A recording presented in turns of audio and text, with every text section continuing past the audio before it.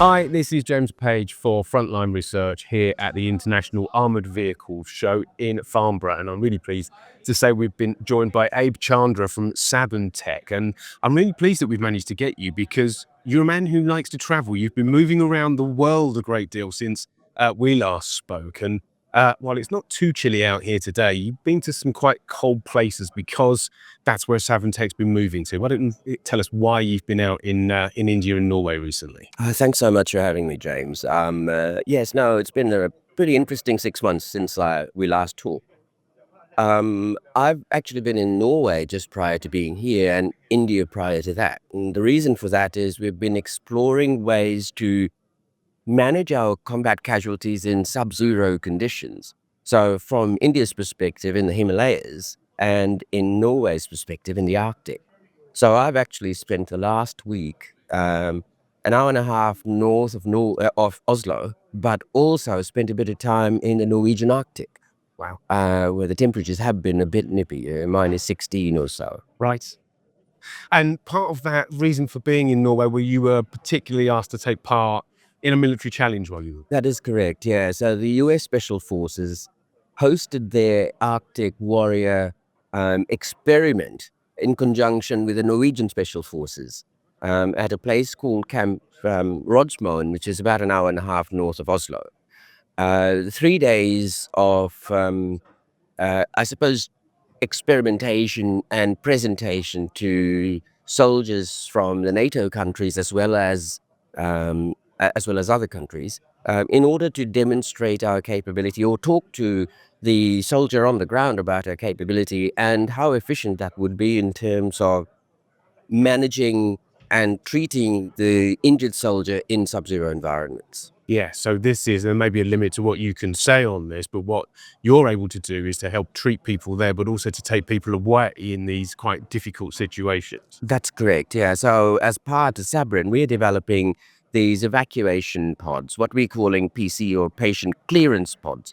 And I was talking about our sub-zero variant of our PC pods, or life pods.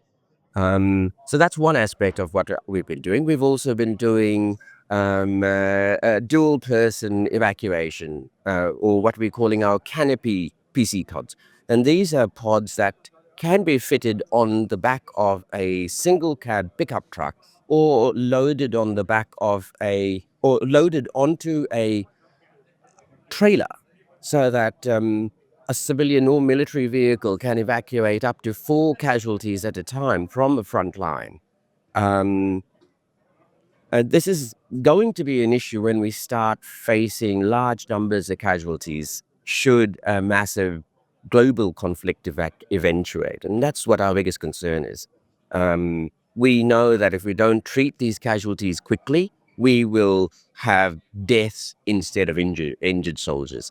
And someone like me, a surgeon who won't be at the front line, will not be able to help our soldiers because they would have expired prior to getting to me. Right, so that's really the crucial moment. As much as we want to get the care to people where they are on the front line, if that's not possible, getting them to somewhere where they can receive treatment really, really quickly. But in that environment that you create with the SABRN Cube, which would be good to hear a little bit more about, that's just a way of being able to ensure that they are as well as they can be by the time they arrive at the actual hospital.